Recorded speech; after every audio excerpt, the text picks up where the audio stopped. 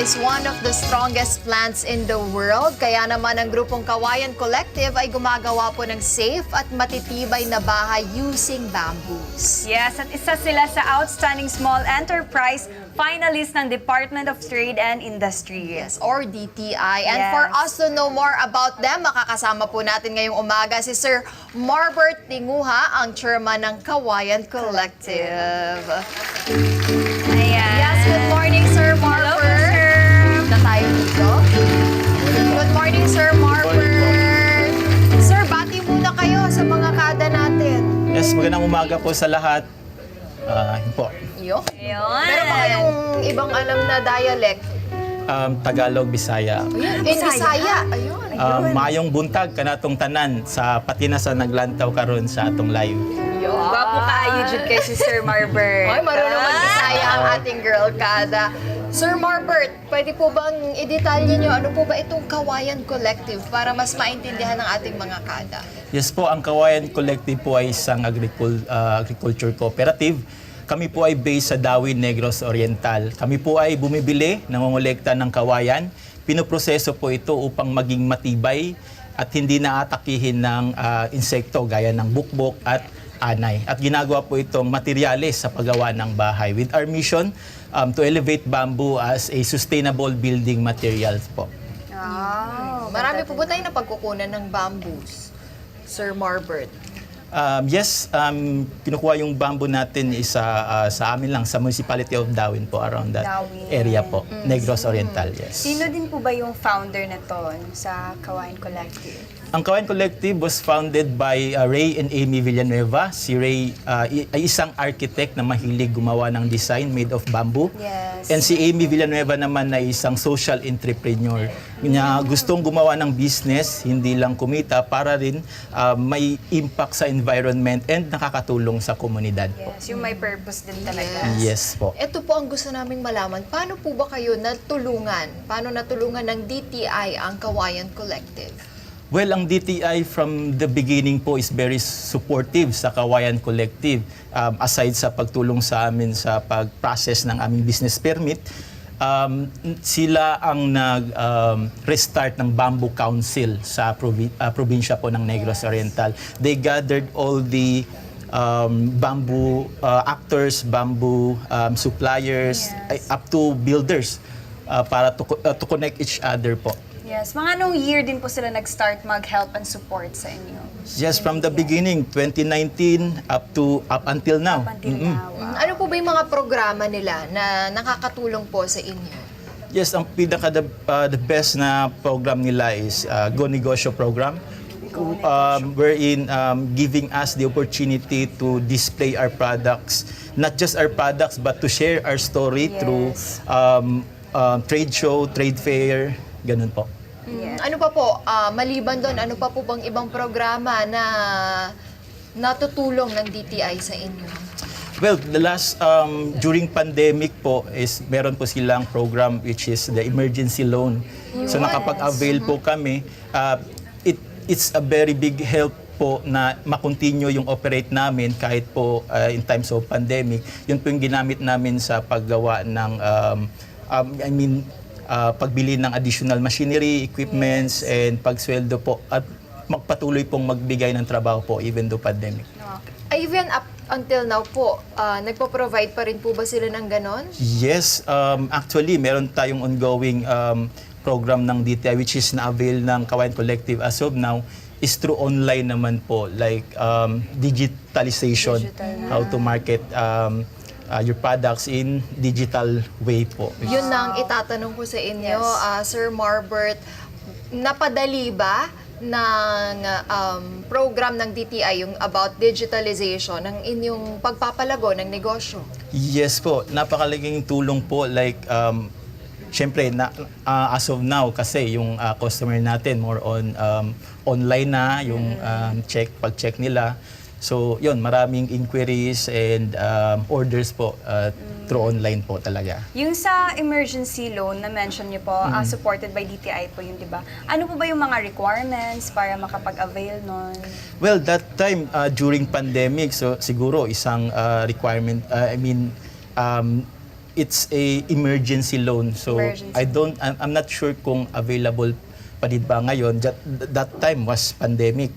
Yes. So pero may assessment naman po yung DTI. So kung anong talagang kailangan ng isang business, it might be financial or baka pwedeng coaching, training, seminars, and a lot more po. So mag-undergo pa ng process. Yes po. Kayo po, Sir Marbert, na matagal na rin sa ganitong industriya, ano po kaya yung mensahe nyo sa mga kada natin na mayroon mga maliliit na negosyo kasi sinusuportahan ng DTI ang MSMEs, Yes. Micro, Small, Medium Enterprises. Ano po kaya yung inyong advice sa mga kada natin na may negosyo? Well, sa ating kada natin na may business, small man or gano'ng kalaki yan, is visit or pumunta lang po kayo sa pinakamalapit na DTI office po ninyo. For sure, mapakaraming programa po ang DTI po. Depende lang po kung anong kailangan po sa inyong business. Gaya po ni sinabi ko kanina, may assessment pong mangyayari and tinitingnan po nila kung anong kailangan. It can be financial or trainings, Yes. coachings. Para mas ma-inspire mga kada natin, Sir Marbert, galing sa inyo, based on your own experience, ano po ba yung pinaka nagustuhan yung programa? Yung talagang nag-enjoy at natuto po kayo, programa ng DTI?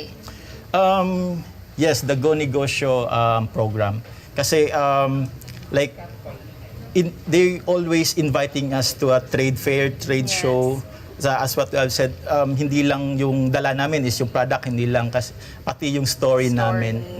Nadadala din. Yes po, nasishare din po sa aming kapwa business or MSMEs. And because of that, can we talk about this? Yung mga dala po ninyo, ano po ba ito? Pwede po bang explain nyo sa mga kada natin? Yes, ito po'y tawag naming engineered bamboo or laminated panels. So ito'y mga sample sizes lang and it can use for flooring, ceiling, walling, and even pwede itong gawing tables, countertops, sofa. So it can be creative lang. So usually po yung client namin is interior designer, architects, and they'll just order pieces of this dimension and sila na po bahala kung paano nila gawin sa kanilang projects. Depende na sa ideas. Tsaka ang Yes. ganda din talaga ng quality. Sir Marbert, bakit mas pipiliin namin itong bamboo kumpara sa iba?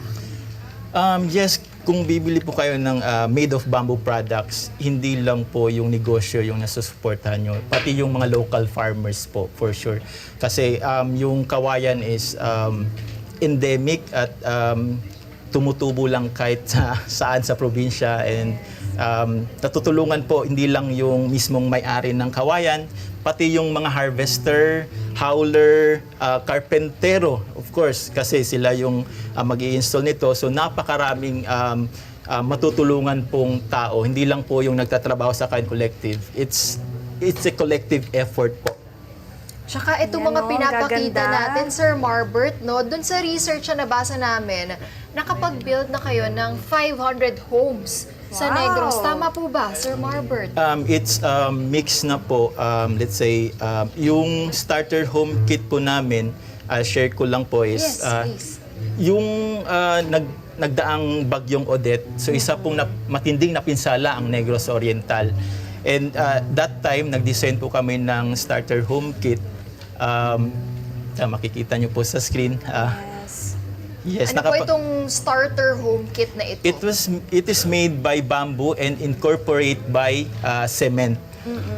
So yan po ay 14 square na lawak. At at that time, so nakapagbigay tayo ng 18 units sa mga nawalan ng bahay due to Up Odette until po. now po ba may mga Donation. projects Yes pa po. na gano'n? Mga houses? Yes, meron pa ro. Meron pa. Wow! Pero ang tanong ng mga kada Ano ba yan? natin, kasi syempre pag matagal na yung bahay, lalo na kapag kahoy ang gamit, inaanay po ba?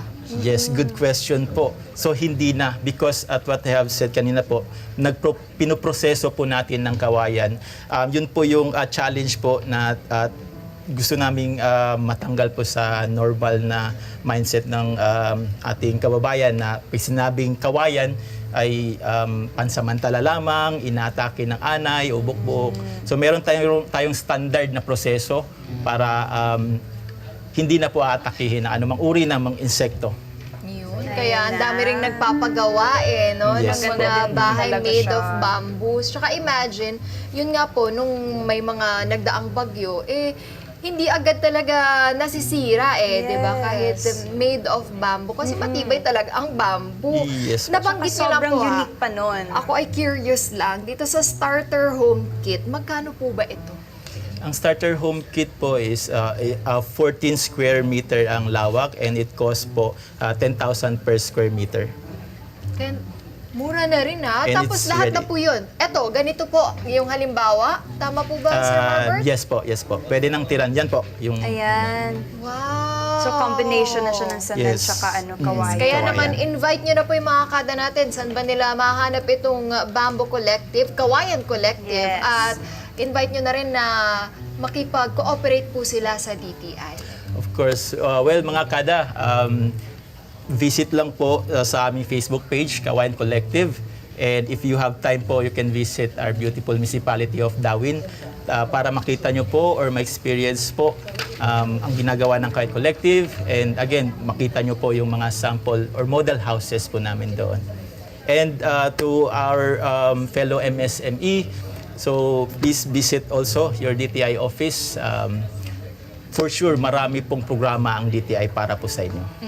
May kanya-kanyang Ayun. opisina po ang DTI sa bawat lugar ninyo. Kaya bisitahin lamang po. Kung hindi naman po ninyo mabisita, just visit the website of DTI. Doon nyo po makikita ang iba't ibang address ng DTI. And Yes. syempre, isupport na rin natin ang Kawayan Collective. Collective. Thank you. Diba? This is our very own product. We should support our Support own. locals. Thank you so much, Thank you, Sir Marber. Maraming salamat sa pag-share ng inyong kwento about Kawayan Collective. Yes. And- Maraming salamat, Sir Marbert. Hi mga Kanet 25! This is Emma Tiglao. For more Kada Umaga updates, just click the subscribe button and follow us on Net25 social media pages at Net25 TV and at Net25 Entertainment Facebook page.